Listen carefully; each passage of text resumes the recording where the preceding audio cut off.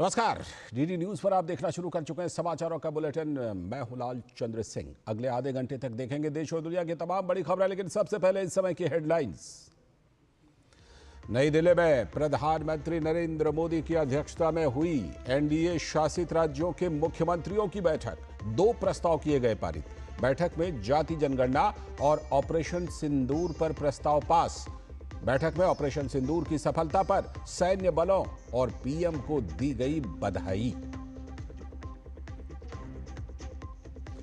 प्रधानमंत्री नरेंद्र मोदी ने मन की बात कार्यक्रम के माध्यम से किया राष्ट्र को संबोधित। कहा, आज पूरा देश आतंकवाद के खिलाफ एकजुट। ऑपरेशन सिंदूर देश के संकल्प, साहस और बदलते भारत की तस्वीर।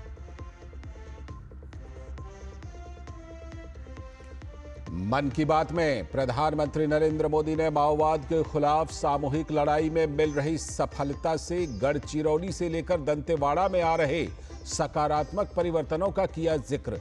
कहा, माओवादी हिंसा से प्रभावित क्षेत्रों में तेजी से सामान्य हो रहे हैं हालात। शिक्षा और खेल दोनों में ही बच्चे कर रहे हैं कमाल। मन की बात में पीएम मोदी ने योग, आयुर्वेद और फिटनेस पर की बात। पीएम मोदी ने कहा, योग और आयुर्वेद ने लोगों के जीवन जीने का तरीका बदला। और रविशंकर प्रसाद के नेतृत्व वाला डेलीगेशन भी रवाना। सुप्रिया सुले के नेतृत्व में सर्वदलीय प्रतिनिधिमंडल पहुंचा कतर। शूरा परिषद की उपाध्यक्ष से की मुलाकात। भाजपा सांसद बैजयंत पांडा के नेतृत्व में सर्वदलीय प्रतिनिधिमंडल ने बहरीन के उप प्रधानमंत्री से की मुलाकात।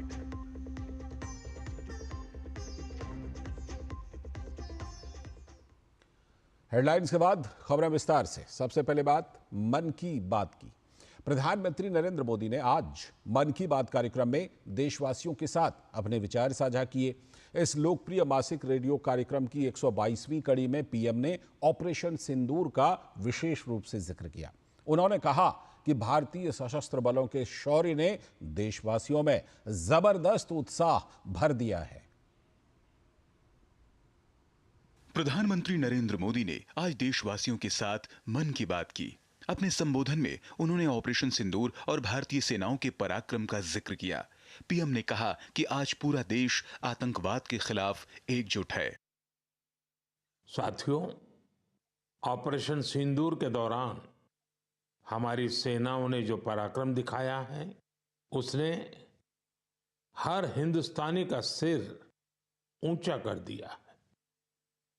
जिस प्रिसीजन के साथ, जिस सटीकता के साथ हमारी सेनाओं ने सीमा पार के आतंकवादी ठिकानों को ध्वस्त किया, वो अद्भुत है। ऑपरेशन सिंदूर ने दुनिया भर में आतंक के खिलाफ लड़ाई को नया विश्वास और उत्साह दिया है। प्रधानमंत्री ने कहा कि ऑपरेशन सिंदूर सिर्फ एक सैन्य मिशन नहीं, बल्कि देश के संकल्प, साहस और बदलते भारत की तस्वीर है। उन्होंने कहा, इस सफलता ने पूरे देश को देशभक्ति के भावों से भर दिया है। आपने देखा होगा, देश के कई शहरों में, गांवों में, छोटे छोटे कस्बों में तिरंगा यात्राएं निकाली गई। हजारों लोग हाथों में तिरंगा लेकर देश की सेना, उसके प्रति वंदन अभिनंदन करने निकल पड़े। कितने ही शहरों में सिविल डिफेंस वॉलेंटियर बनने के लिए बड़ी संख्या में युवा एकजुट हो गए। ऑपरेशन सिंदूर ने देश के लोगों को इतना प्रभावित किया है कि कई परिवारों ने इसे अपने जीवन का हिस्सा बना लिया है। बिहार के कटिहार में, यूपी के कुशीनगर में और भी कई शहरों में उस दौरान जन्म लेने वाले बच्चों का नाम सिंदूर रखा गया है। प्रधानमंत्री ने कहा कि ऑपरेशन सिंदूर की सफलता में भारत में बने हथियारों, उपकरणों और टेक्नोलॉजी की बड़ी ताकत थी। उन्होंने कहा कि इस अभियान के बाद पूरे देश में वोकल फॉर लोकल को लेकर एक नई ऊर्जा दिख रही है। Bureau report, DD news. और मन की बात कार्यक्रम में प्रधानमंत्री नरेंद्र मोदी ने माओवाद का भी आज जिक्र किया। उन्होंने कहा कि माओवाद प्रभावित इलाकों में अब बुनियादी सुविधाएं पहुंच रही हैं उन्होंने कहा कि तमाम चुनौतियों के बावजूद लोग अपने जीवन को बेहतर बना रहे हैं। प्रधानमंत्री ने अपने मासिक कार्यक्रम मन की बात में कहा है कि माओवादी हिंसा से प्रभावित क्षेत्रों में हालात तेजी से सामान्य हो रहे हैं। माओवाद के खिलाफ सामूहिक लड़ाई से अब गांवों तक बुनियादी सुविधाएं पहुंचने लगी हैं। प्रधानमंत्री ने एक ऐसे माओवाद हिंसा प्रभावित गांव का जिक्र किया जहां पहली बार बस पहुंची है। जब गांव में पहली बार बस पहुंची तो लोगों ने ढोल नगाड़े बजाकर उसका स्वागत किया। बस को देखकर लोगों की खुशी का ठिकाना नहीं था। गांव में पक्की सड़क थी, लोगों को जरूरत थी, लेकिन पहले कभी यहां बस नहीं चल पाई थी। क्यों? क्योंकि ये गांव माओवादी हिंसा से प्रभावित था। यह जगह है महाराष्ट्र के गढ़चिरौली जिले में और इस गांव का नाम है काटेजरी। काटेजरी में आए इस परिवर्तन को आसपास के पूरे क्षेत्र में महसूस किया जा रहा है। अब यहां हालात तेजी से सामान्य हो रहे हैं। माओवाद के खिलाफ सामूहिक लड़ाई से अब ऐसे क्षेत्रों तक भी बुनियादी सुविधाएं पहुंचने लगी हैं।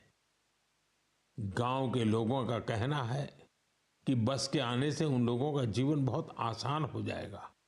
प्रधानमंत्री ने कहा कि माओवाद प्रभावित क्षेत्रों में तेजी से विकास हो रहा है। इन इलाकों में शिक्षा और खेल दोनों में ही बच्चे कमाल कर रहे हैं। यहाँ के बच्चों में साइंस का पैशन है, वो स्पोर्ट्स में भी कमाल कर रहे हैं। ऐसे प्रयासों से पता चलता है कि इन इलाकों में रहने वाले लोग कितने साहसी होते हैं। इन लोगों ने तमाम चुनौतियों के बीच अपने जीवन को बेहतर बनाने की राह चुनी है। मुझे यह जानकर भी बहुत खुशी हुई कि 10वीं और 12वीं की परीक्षाओं में दंतेवाड़ा जिले के नतीजे बहुत शानदार रहे हैं। करीब 95% रिजल्ट के साथ ये जिला 10वीं के नतीजों में टॉप पर रहा। वहीं 12वीं की परीक्षा में इस जिले ने छत्तीसगढ़ में 6ठा स्थान हासिल किया। सोचिए, जिस दंतेवाड़ा में कभी माओवाद चरम पर था, वहां आज शिक्षा का परचम लहरा रहा है। ऐसे बदलाव हम सभी को गर्व से भर देते हैं। प्रधानमंत्री ने कहा कि इन इलाकों में रहने वाले लोगों ने तमाम चुनौतियों के बीच अपने जीवन को बेहतर बनाने की राह चुनी है। Bureau report, DD news. साथ ही प्रधानमंत्री ने कहा कि उत्तर पूर्व का सामर्थ्य और प्रतिभा वाकई अद्भुत है। प्रधानमंत्री नरेंद्र मोदी ने मन की बात कार्यक्रम में कहा कि सिक्किम के क्राफ्टेड फाइबर्स की बुनाई की कला से स्थानीय लोगों को रोजगार मिल रहा है। प्रधानमंत्री ने अपने मन की बात कार्यक्रम में कहा कि उत्तर पूर्व में अपार सामर्थ्य और प्रतिभा है। उन्होंने सिक्किम के क्राफ्टेड फाइबर्स का जिक्र करते हुए कहा कि यह परंपरा बुनाई की कला और फैशन का समन्वय है। नॉर्थ ईस्ट की बात ही कुछ और है। वहां का सामर्थ्य, वहां का टैलेंट वाकई अद्भुत है। मुझे एक दिलचस्प कहानी पता चली है क्राफ्टेड फाइबर्स की। क्राफ्टेड फाइबर्स ये सिर्फ एक ब्रांड नहीं, सिक्किम की परंपरा, बुनाई की कला और आज के फैशन की सोच, तीनों का सुंदर संगम है। प्रधानमंत्री ने क्राफ्टेड फाइबर्स को नया आयाम देने वाले डॉक्टर चेवांग नूरबू भूटिया को सिक्किम की संस्कृति का सच्चा ब्रांड एम्बेसडर बताया। उन्होंने कहा कि स्थानीय लोग बुनाई की कला का प्रशिक्षण लेकर आत्मनिर्भर बन रहे हैं और इससे रोजगार के नए अवसर भी पैदा हो रहे हैं। गांवों के बुनकर, पशुपालक और सेल्फ हेल्प ग्रुप, इन सबको जोड़कर डॉक्टर भूटिया ने रोजगार के नए रास्ते बनाए हैं।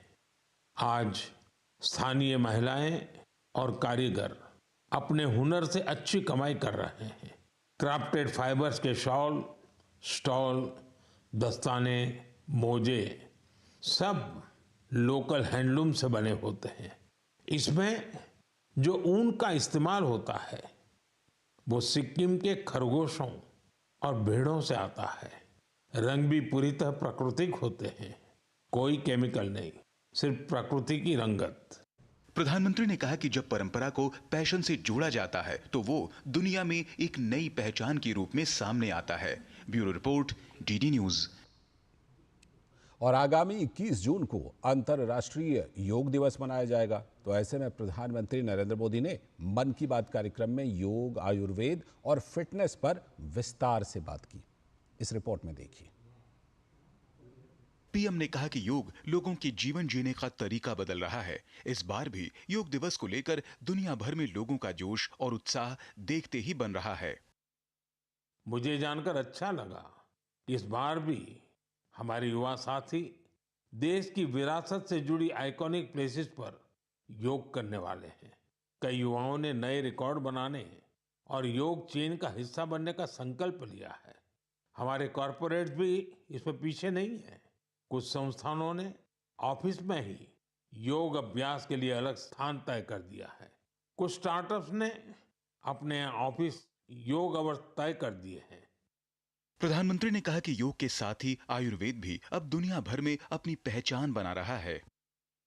WHO के डायरेक्टर जनरल और मेरे मित्र तुलसी भाई की मौजूदगी में एक MOU साइन किया गया है। इस एग्रीमेंट के साथ ही international classification of health interventions के तहत एक डेडिकेटेड ट्रेडिशनल मेडिसिन मॉड्यूल पर काम शुरू हो गया है। इस पहल से आयुष को पूरी दुनिया में वैज्ञानिक तरीके से अधिक लोगों तक पहुंचाने में मदद मिलेगी। बच्चे देश के भविष्य की नींव हैं, जिस पर मजबूत और विकसित भारत की बुलंद इमारत टिकी है। ऐसे में बच्चों में बचपन से ही स्वस्थ जीवन शैली की आदतें डालना चाहिए। लेकिन अब कुछ स्कूलों में शुगर बोर्ड भी लगाया जा रहा है। ब्लैक बोर्ड नहीं, शुगर बोर्ड। CBSE की इस अनोखी पहल का उद्देश्य है बच्चों को उनके शुगर इंटेक के प्रति जागरूक करना।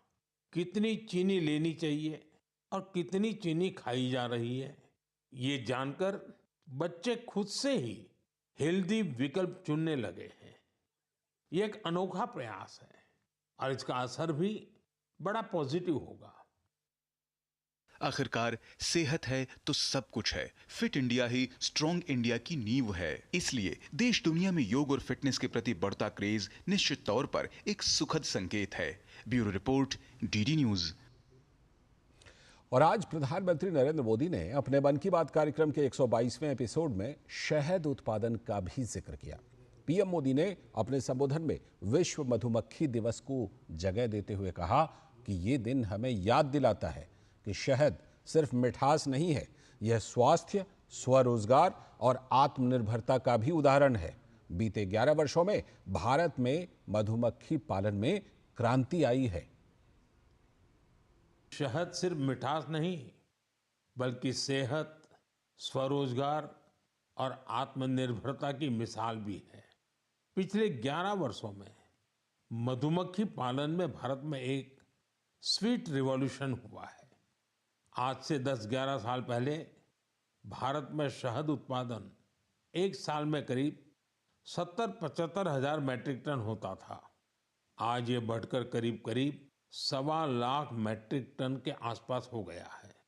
यानी शहद उत्पादन में करीब 60% की बढ़ोतरी हुई है। हम हनी प्रोडक्शन और एक्सपोर्ट में दुनिया के अग्रणी देशों में आ चुके हैं।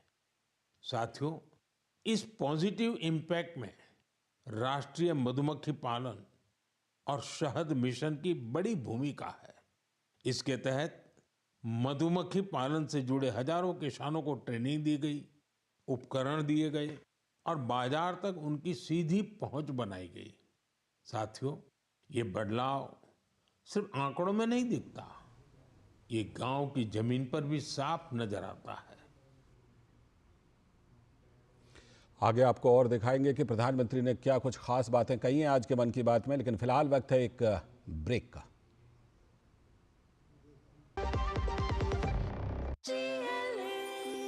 जो लक्ष्य चुना था समझ आने लगा है। GLA यूनिवर्सिटी, उच्च लक्ष्य की निश्चित प्राप्ति।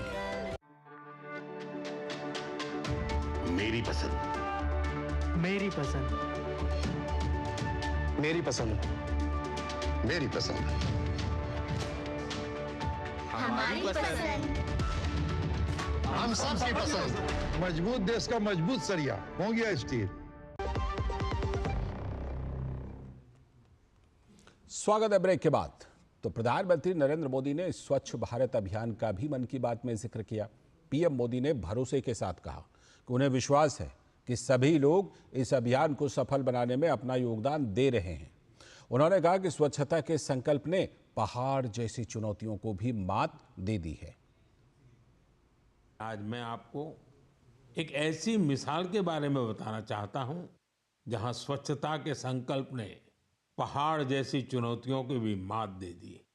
आप सोचिए, कोई व्यक्ति बर्फीली पहाड़ियों पर चढ़ाई कर रहा हो, जहां सांस लेना मुश्किल हो, कदम कदम पर जान को खतरा हो, और फिर भी वो व्यक्ति वहां सफाई में जुटा हो।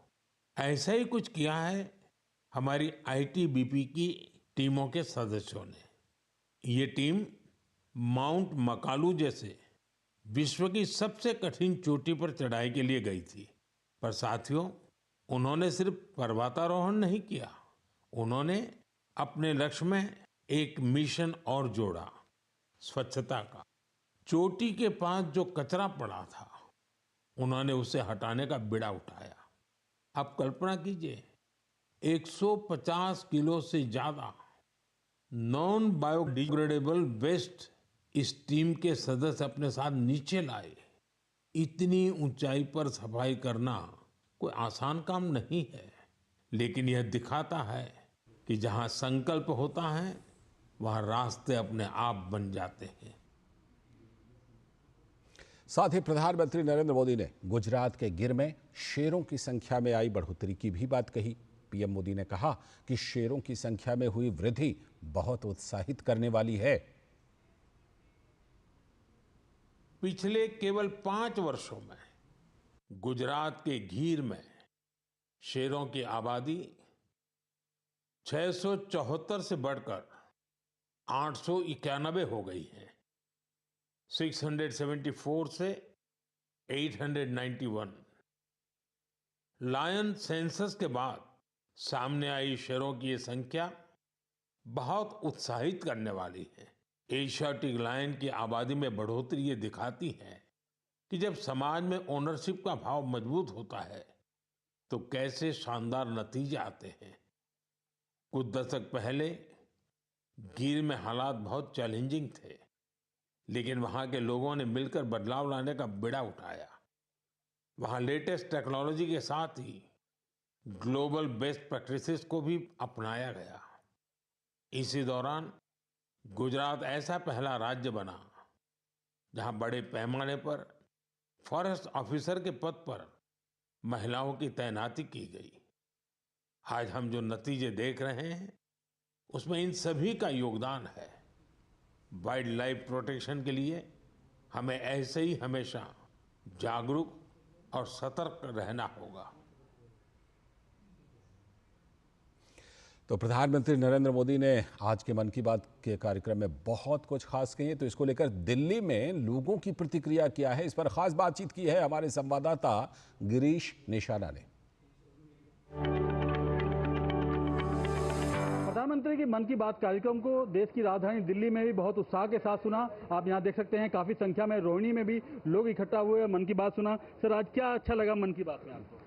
आज प्रधानमंत्री जी ने 122वें मन की बात के एपिसोड में, इस प्रसारण में अपने मन की बात की, और जिसमें ऑपरेशन सिंदूर से आज की मन की बात प्रारंभ हुई, और जिसमें देश भर में जिस तरह से ऑपरेशन सिंदूर के बाद एक जज्बा जागा है और लोगों में जो एकजुटता आई है, और जो आतंकवाद के खिलाफ उसको नेस्तनाबूद करने का जो संकल्प है, उसको प्रधानमंत्री जी ने आज दोहराया, और उसको लेकर के लोगों में बहुत उत्साह है। और जो हमारे सैनिकों ने, हमारी सैन्य शक्तियों ने जिस तरह के पराक्रम का उदाहरण पेश किया है, उससे आज पूरे देश का एक एक नागरिक गौरवान्वित है। आज देश के यशस्वी प्रधानमंत्री जी मन की बात में जो खेलो इंडिया यूथ के बारे में जो कहा है कि भारत के 3 प्रांतों को बधाई दी है, महाराष्ट्र, हरियाणा, उत्तर प्रदेश, इस प्रकार से बिहार का जिक्र किया तो ये यूथ के लिए बहुत बड़ी उपलब्धि है। ऑपरेशन सिंदूर से शुरुआत की, उसके साथ साथ शहद के बारे में और पर्यावरण के बारे में और महिलाओं के और साथ साथ खेलो इंडिया को भी बढ़ावा देने की बात की, जिसमें मुझे लगता है कि युवाओं को एक प्रेरणा मिलेगी और निश्चित रूप से भारत खेलों में भी और आगे बढ़ेगा। देखिए, मोदी जी ने जो आज ऑपरेशन सिंदूर से अपनी बात प्रारंभ की।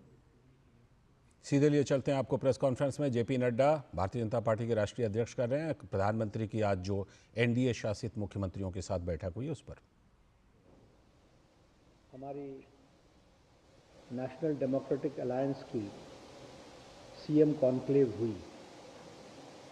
हम सब जानते हैं कि समय समय पर हमारे एनडीए के चीफ मिनिस्टर्स और डिप्टी चीफ मिनिस्टर्स वो सीएम कॉन्क्लेव में एकत्र आते हैं, जिसकी अध्यक्षता हमारे आदरणीय प्रधानमंत्री जी करते हैं, और हम विकसित भारत के संकल्प को किस तरीके से हम आगे बढ़ा रहे हैं उस पर चर्चा होती है। इस बैठक में हमारे 20 मुख्यमंत्री और 18 डिप्टी चीफ मिनिस्टर्स ये उपस्थित रहे।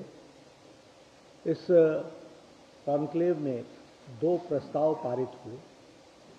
एक प्रस्ताव तो ऑपरेशन सिंदूर, जिसमें जो प्रधानमंत्री मोदी जी के नेतृत्व में ऑपरेशन सिंदूर हुआ और जो हमारे फौज के हमारे आर्मी के जवान्स ने जो देश की सेवा की है उसकी भूरी भूरी प्रशंसा की गई, और जो हमारी आर्मी है जिसने अपना पराक्रम दिखाया है उसकी भूरी भूरी प्रशंसा हुई है। तो ये प्रस्ताव सर्वसम्मति से पारित हुआ, जिसमें ऑपरेशन सिंदूर में प्रधानमंत्री मोदी जी की नेतृत्व क्षमता, सशक्त भारत, समर्थवान भारत और आत्मनिर्भर भारत कैसे बन रहा है, इसकी उस प्रस्ताव में चर्चा है। और एक तरीके से कहा जाए तो जिस प्रिसिशन के साथ हमारी आर्मी ने पाकिस्तान के में टेररिस्ट एक्टिविटीज़ को और टेररिज्म को जो आघात पहुंचाया, जो वहाँ अटैक किया, उसकी मारक क्षमता और मारक क्षमता के साथ साथ एग्जैक्टनेस, प्रिसिशन, इस बात की भी चर्चा हुई है। आपको प्रस्ताव की कॉपी मिल जाएगी।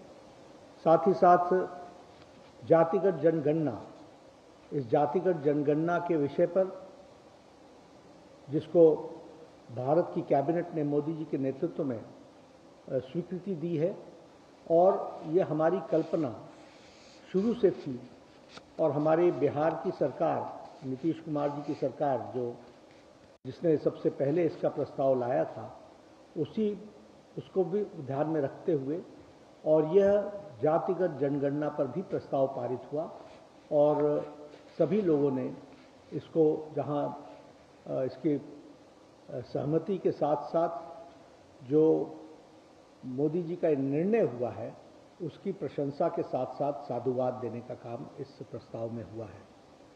यहाँ मैं ये भी बताना चाहता हूँ कि इस प्रस्ताव के माध्यम से हमने स्पष्ट किया है कि हम जातिगत राजनीति नहीं करते हैं, लेकिन वंचित, पीड़ित, शोषित, दलित जो छूट गए हैं उनको मुख्य धारा में समावेश करना, जो भी जिस तरीके से छूटा हुआ व्यक्ति है उसको मुख्य धारा में समावेश करना, यह समाज की आवश्यकता है।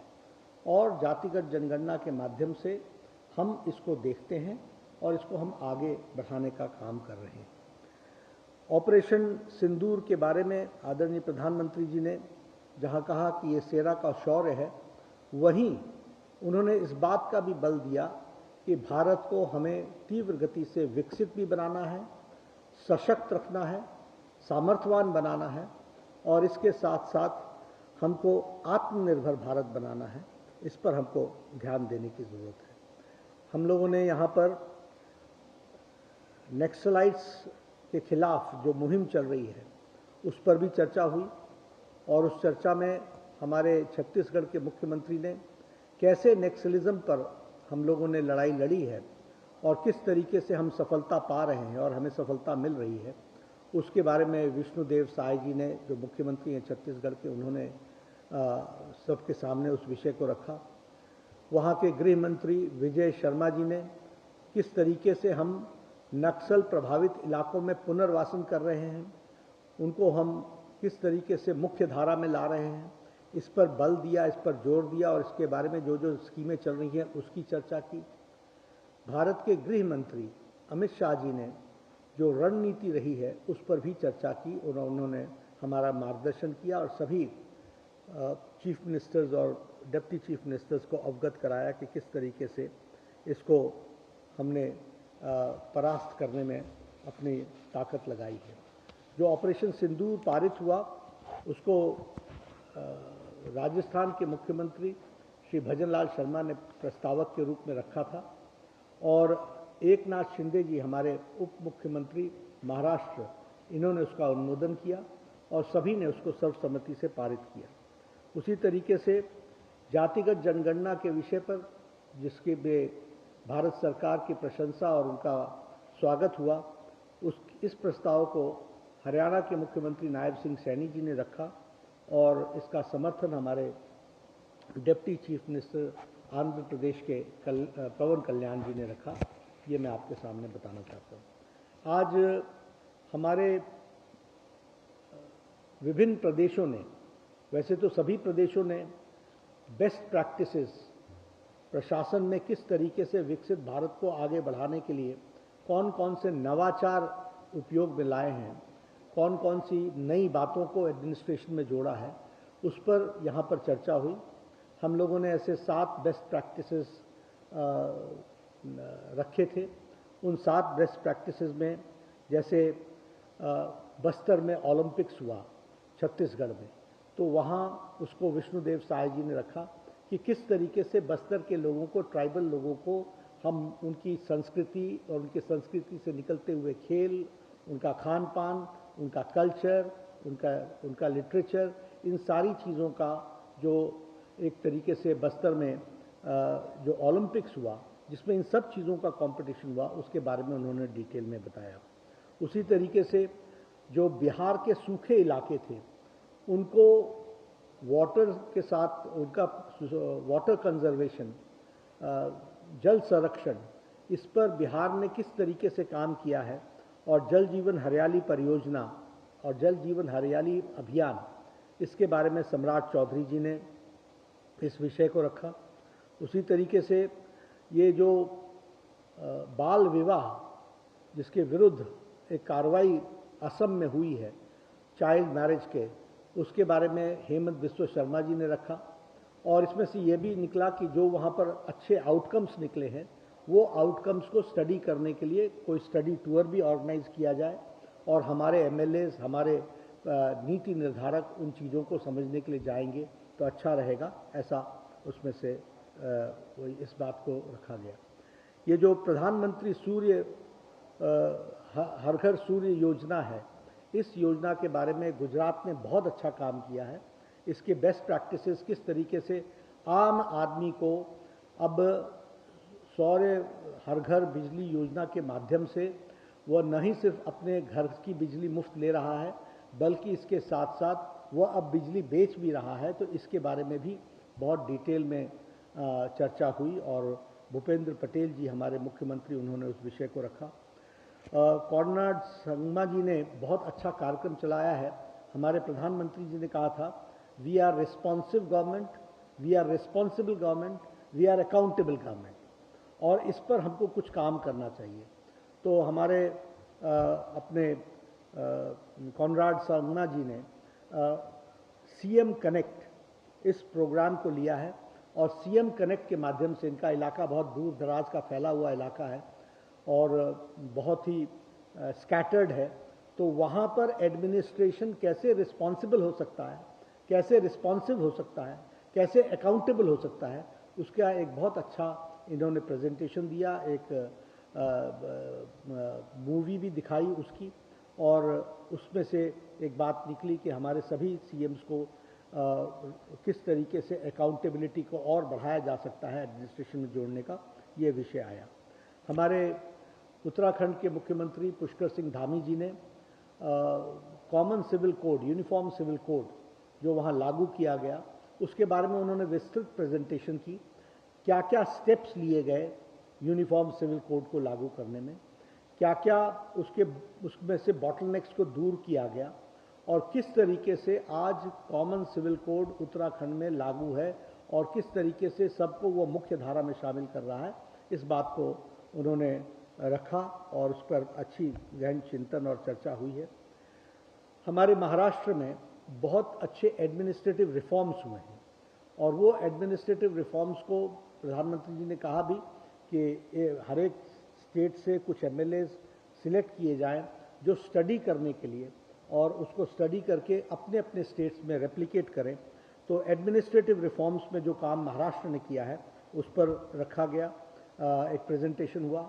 हमारे उत्तर प्रदेश के मुख्यमंत्री योगी आदित्यनाथ जी ने प्रोजेक्ट अलंकार, जिसमें गवर्नमेंट सीनियर सेकेंडरी स्कूल्स और हमारे जो +2 कॉलेजेस में जो क्लासेस हैं उनकी सैचुरेशन पॉइंट पर उनके इंफ्रास्ट्रक्चर को लाने का काम प्रोजेक्ट अलंकार के तहत किया गया है, यानी strengthening of the infrastructure for the higher education और मिडिल एजुकेशन। इस काम के लिए जो उन्होंने प्रोजेक्ट को चलाया है उसके बारे में प्रेजेंटेशन हुआ। तो इस तरीके से यह सारी बातें रही हैं। प्रधानमंत्री मोदी जी का हम सबको उद्बोधन मिला जिसमें उन्होंने कहा कि हमें ये बेस्ट प्रैक्टिसेस आपस में चर्चा तो हुई है, स्टडी ग्रुप्स बनने चाहिए जो इसको स्टडी करें और हर एक कोई अपने अपने स्टेट्स में उसको लागू करे। उसी तरीके से आत्मनिर्भर भारत के लिए हम किस तरीके से अपने आप को तैयार करके आगे बढ़े और ये आत्मनिर्भर भारत सिर्फ सरकार के तरफ से नहीं, इसका यह एक मूवमेंट होना चाहिए और इस मूवमेंट में सब लोगों को जोड़ना ये आवश्यक होगा, इस बात को उन्होंने कहा। प्रधानमंत्री जी ने पर्यावरण पर बहुत जोर दिया और उन्होंने सबसे कहा कि ये जो अमृत सरोवर बने हैं इनकी निगरानी और इनके रख रखाव के बारे में विशेष करके सरकारों को चिंता करनी चाहिए। वन टाइम एफर्ट सिर्फ सरोवर बन गए ये नहीं, इसकी स्टडी भी होनी चाहिए कि वाटर रिचार्ज कितना हुआ और हमारे जो पुराने ट्रेडिशनल कुएं बावड़ियाँ हैं उनकी साफ सफाई से लेकर के उसको हमको एक अभियान के रूप में लेना चाहिए और स्वच्छता हमारे जीवन का कंटिन्यूअस हिस्सा होना चाहिए। It is not a programme which has to be taken for 10 days 15 days, it should be a continuous programme और हम उसके साथ अपने आप को जोड़ें, इस बात को प्रधानमंत्री जी ने कहा।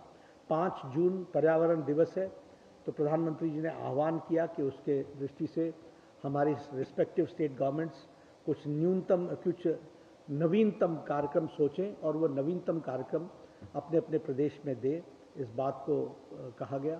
साथ ही साथ अभी 9 जून को प्रधानमंत्री मोदी जी के नेतृत्व में चलने वाली एनडीए की सरकार के 11 साल पूरे हो रहे हैं, इसलिए एनडीए के सभी मुख्यमंत्री किस तरीके से 11वां साल को मनाएंगे और उसमें हमारे किस तरीके से हमारे कार्यक्रम बनेंगे और 11 साल में किस तरीके से भारत ने विकास में एक लंबी छलांग लगाई है, ये भारत की जनता तक इसको अवगत कराना ये हमारी जिम्मेवारी रहेगी।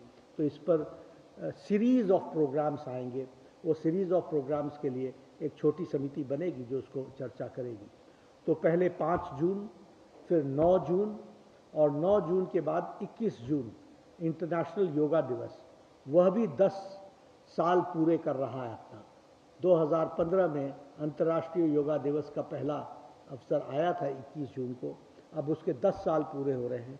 तो उसके लिए एनडीए के छोटा ग्रुप मिल करके उसको तय करेगा और हम इसको, ये कार्यक्रम किसी सरकार का कार्यक्रम नहीं, ये समाज का कार्यक्रम है, ये देश का कार्यक्रम है, ये दुनिया का कार्यक्रम है, इसलिए इसको किस तरीके से ज़्यादा लोगों को इसमें समावेश किया जा सके, इस बात को जोड़ा जाएगा। और इसके साथ 25-26 जून को इमरजेंसी के 50 साल पूरे हो रहे हैं, तो वह भी एनडीए उसको भी जनता को उजागर करेगा कि किन लोगों ने प्रजातंत्र का गला घोटने का, डेमोक्रेसी को क्रश करने का, डेमोक्रेसी को थ्रॉटल करने का कुत्सित प्रयास किया, इसको भी हम जनता तक बताएंगे। आज 50 साल पूरे हो रहे हैं, 25 जून को 50 साल पूरे हो जाएंगे।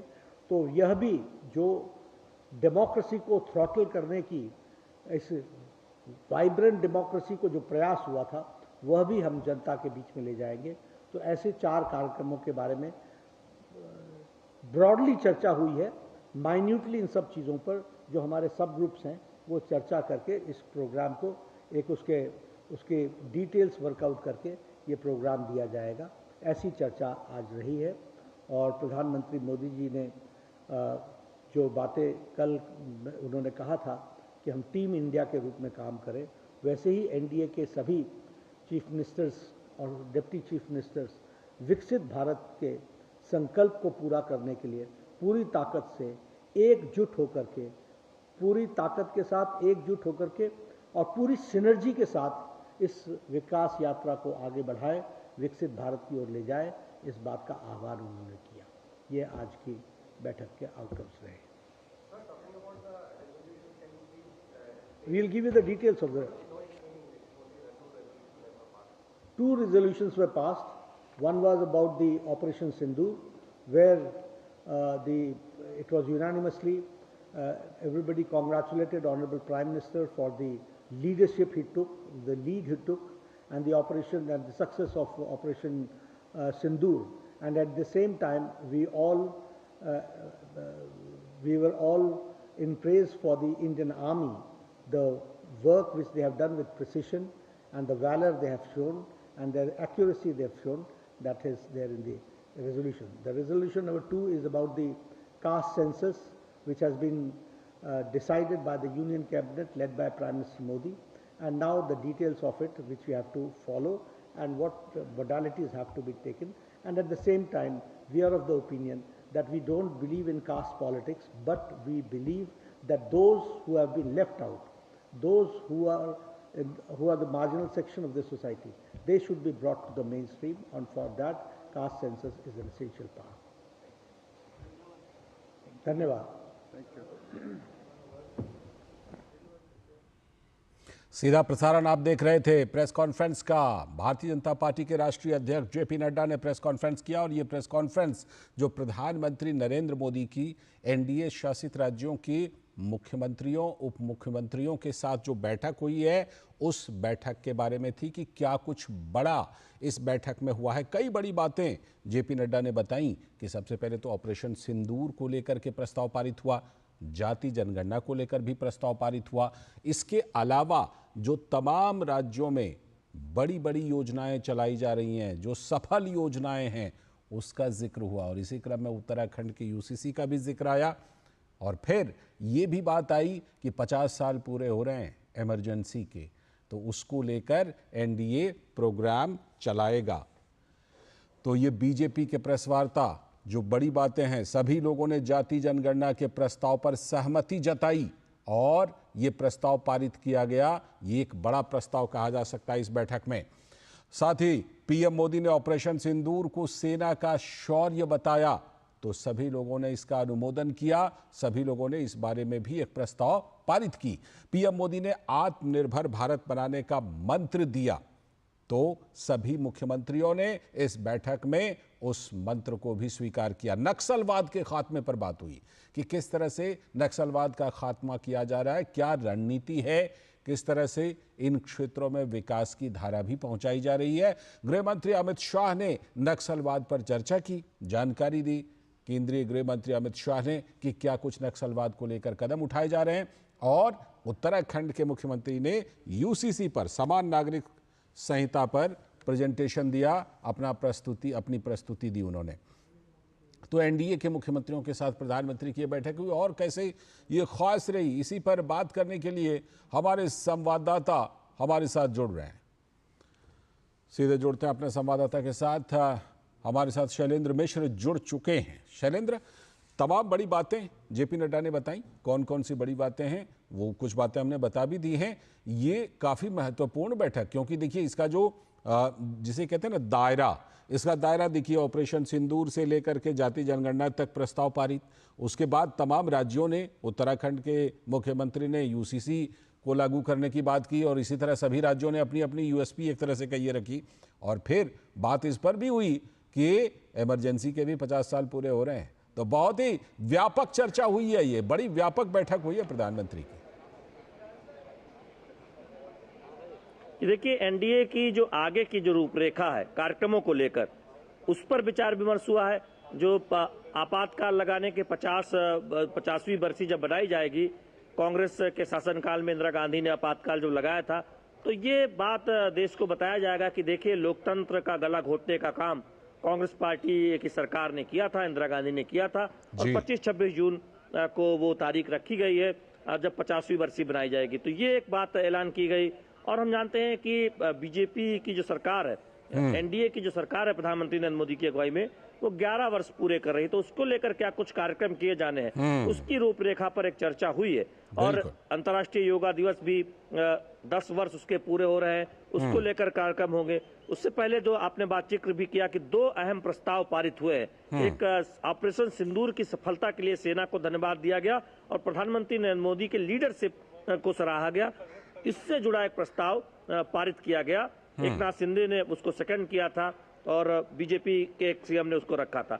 दूसरा जो प्रस्ताव है, मोदी सरकार ने एक बहुत ऐतिहासिक फैसला लिया जाति जनगणना का, जनगणना में जातियों को शामिल करने का। और हम जानते हैं कि उस फैसले को बहुत ऐतिहासिक बताया जा रहा है और उसकी सराहना करते हुए एक प्रस्ताव आज एनडीए मुख्यमंत्री परिषद की बैठक में आया। और कहा भी बीजेपी के राष्ट्रीय अध्यक्ष जेपी नड्डा ने कि बीजेपी जाति की राजनीति पे विश्वास नहीं करती, लेकिन जो वर्ग पीछे छूट गए हैं उनको मुख्य धारा में लाए, उनका विकास किया जाए, उन्हें ऊपर सहारा दिया जाए आगे बढ़ने के लिए, ये जरूरी है। तो यानी वक्त की ये जरूरत है। और ये जो फैसला लिया गया केंद्र सरकार का प्रधानमंत्री नरेंद्र मोदी की अगुवाई में, उसको सराहना करते हुए, उसकी प्रशंसा करते हुए एक प्रस्ताव आया है और उसको पारित किया गया। तो 2 महत्वपूर्ण प्रस्ताव पारित किए गए, आगे की रूपरेखा तय की गई। प्रधानमंत्री नरेंद्र मोदी का समापन संबोधन, उसमें संकेत स्पष्ट है कि एकजुट एनडीए 2047 तक जो विकसित भारत बनाना है, उसमें राज्यों की महत्वपूर्ण भूमिका है। एनडीए के शासित राज्य ये तय करें, चयन करें, आपस में मिलकर समन्वय काम करें और आगे बढ़ें, सपने पूरे करें 2047 में जो हम विकसित भारत का सपना देख रहे हैं। तो ये बहुत महत्वपूर्ण संबोधन रहा है, समापन संबोधन प्रधानमंत्री नरेंद्र मोदी का। शैलेंद्र, 2 बड़े प्रस्ताव पारित किए गए हैं। उसमें एक प्रस्ताव पर तो आपने अच्छी खासी चर्चा की कि जाति जनगणना को लेकर के प्रस्ताव पारित किया गया। ऑपरेशन सिंदूर जो दूसरा प्रस्ताव है, खास तौर पर जिस तरह से कि एनडीए शासित राज्यों के मुख्यमंत्रियों की इस बैठक में तमाम राज्यों के मुख्यमंत्री, उप मुख्यमंत्री थे, ऑपरेशन सिंदूर को लेकर प्रस्ताव पारित किया गया है।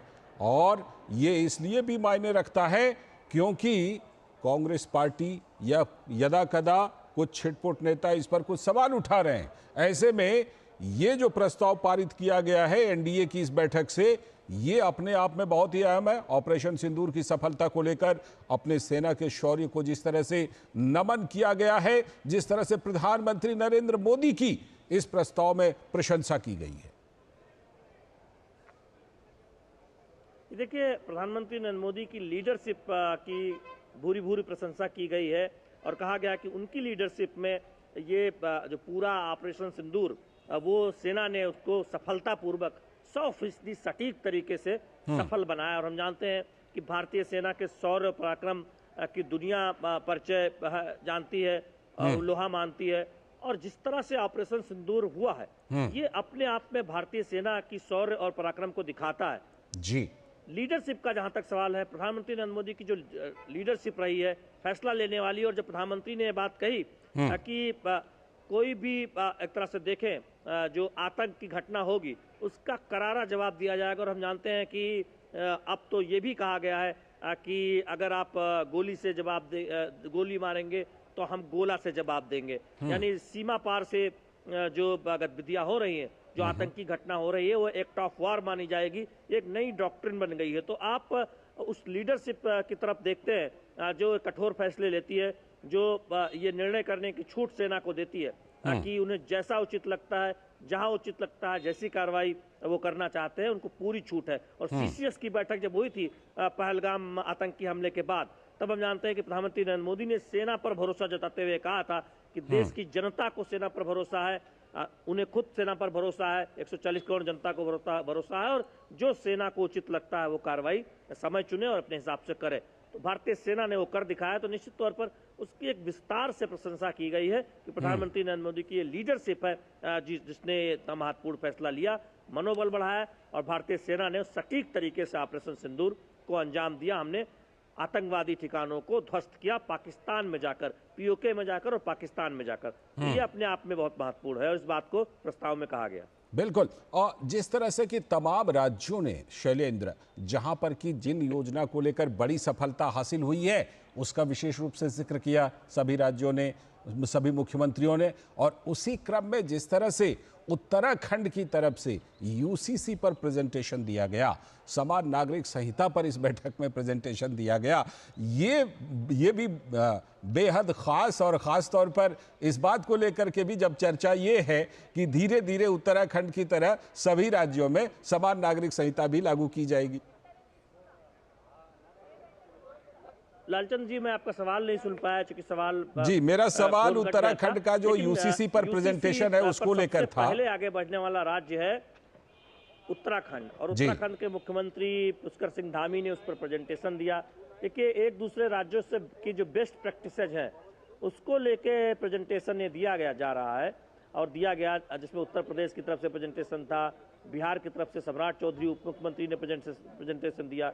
तो वो अपने आप में बहुत महत्वपूर्ण है। तो निश्चित तौर पर हम जानते हैं कि बीजेपी की एक पॉलिसी रही है और बीजेपी के वो एक नीति का हिस्सा रहा है कि वो उचित समय पर समान नागरिक संहिता पर आगे बढ़ेगी और हम जानते हैं कि उसके संकेत भी समय समय पर दिए गए हैं। तो आज जो बेस्ट प्रैक्टिसेस में उत्तराखंड का यूजीसी पर प्रेजेंटेशन देना, ये अपने आप में बहुत संकेत देता है लालचंद। फोन चूंकि कट गया है तो अब अगला सवाल का जवाब शायद मुझे न सुनाई दे। ठीक है। शुक्रिया फिलहाल शैलेंद्र जुड़ने के लिए। एक बात तो बिल्कुल साफ है कि इस बैठक से कई बड़ी बातें निकली हैं, चाहे ऑपरेशन सिंदूर को लेकर प्रस्ताव पारित हो, चाहे जाति जनगणना को लेकर प्रस्ताव पारित हो, या फिर उत्तराखंड के यूसीसी पर चर्चा हो, या फिर इमरजेंसी के 50 साल पूरे होने पर बात हुई हो। फिलहाल वक्त है एक ब्रेक का। टाइम पे खा लेना और प्लीज बाइक धीरे चलाना जी। और ये तुम्हारी सेफ्टी के लिए। अरे एक बात तो रह गई। LIC? ये हमारी सेफ्टी के लिए। दिल की सुनो, LIC चुनो। LIC हर पल आपके साथ। जब धरती चीर कर निकलता है लोहे का पत्थर और मिलता है मोंगिया के जोश से, फिर तपता है, पिघलता है और बनता है फौलाद। अब होता है सरिया सारी खूबियों के साथ। मोंगिया स्टील, मजबूत देश का मजबूत सरिया। जो लक्ष्य चुना था समझ आने लगा है। GLA यूनिवर्सिटी, उच्च लक्ष्य की निश्चित प्राप्ति। स्वागत है ब्रेक के बाद। बिहार की राजनीतिक दुनिया से एक बहुत बड़ी खबर। बिहार में बड़ी राजनीतिक हलचल देखने को मिल रही है। आरजेडी के सुप्रीमो लालू यादव ने अपने बेटे तेज प्रताप यादव को पार्टी और घर से भी निकाल दिया है। घर से भी, पार्टी से तो 6 साल के लिए निकाला भी है, घर से भी निकाल दिया है। दरअसल कल हुआ यह था कि तेज प्रताप यादव के एक्स अकाउंट से एक ट्वीट हुआ जिसमें उन्होंने लिखा था कि वो 12 साल से एक महिला के साथ रिलेशन में है। हालांकि थोड़ी देर के बाद ही उन्होंने ये ट्वीट डिलीट हो गया था और इसके बाद लालू प्रसाद ने अपने बेटे पर यह बड़ा एक्शन लिया है। उन्होंने इस बात की जानकारी सोशल मीडिया पर दी है।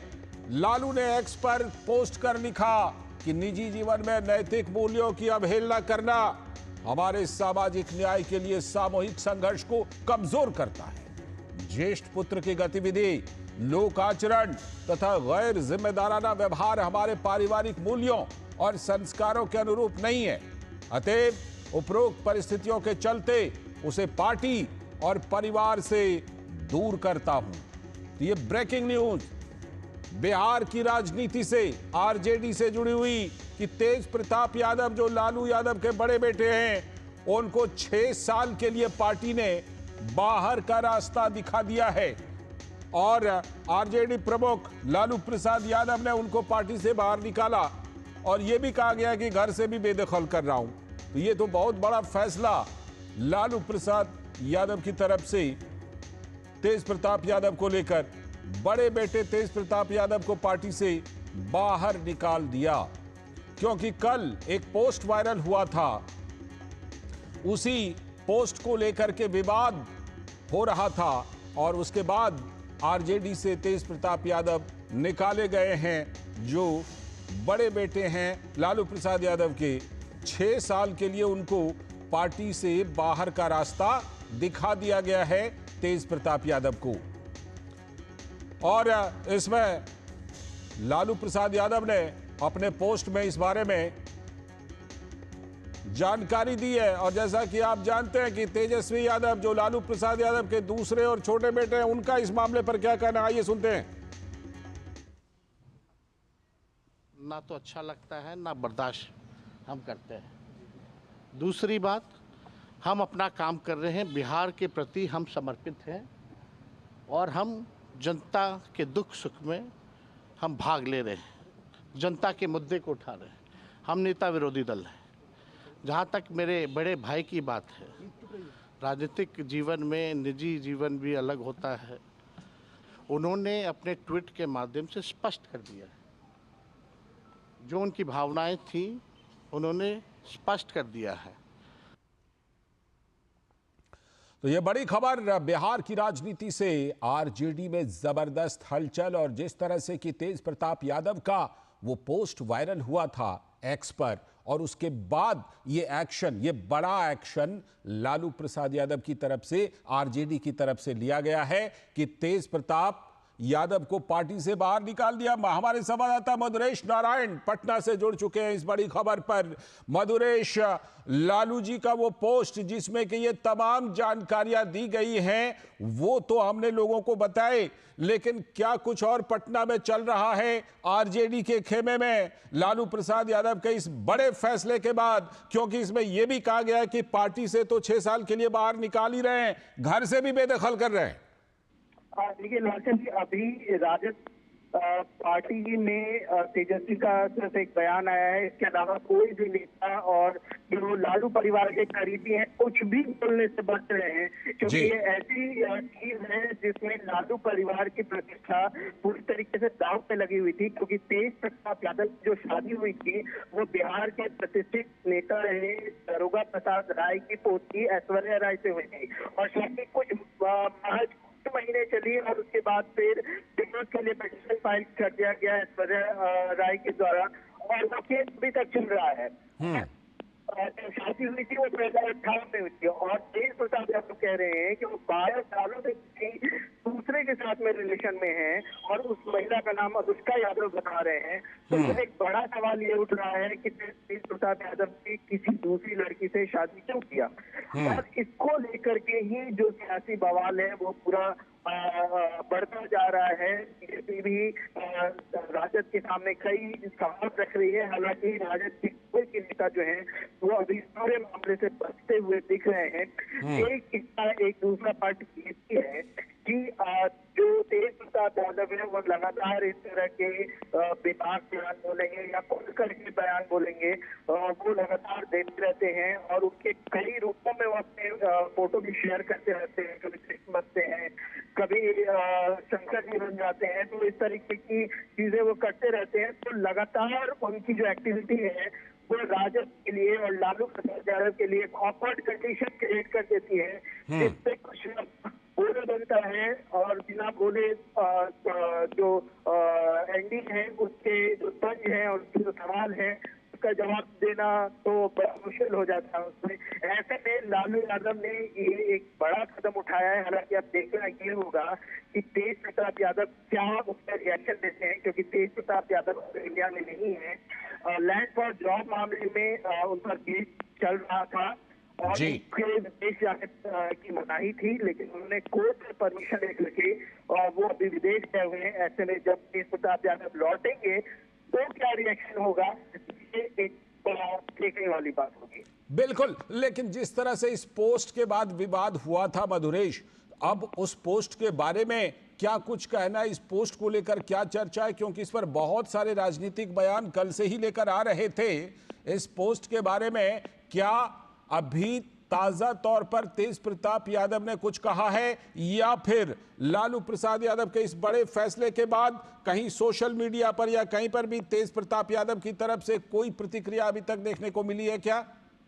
देखिए, अभी मेरी जानकारी में तो तेज प्रताप यादव के तरफ से कोई प्रतिक्रिया अभी तक नहीं आई है, लेकिन तेज प्रताप यादव के निजी सहयोगी से हमारी बात हुई थी। उन्होंने सुबह ये कहा था कि प्रताप का जो एक्स अकाउंट है वो किसी ने हैक कर लिया है और ये परिवार को बदनाम करने की केवल साजिश की जा रही है।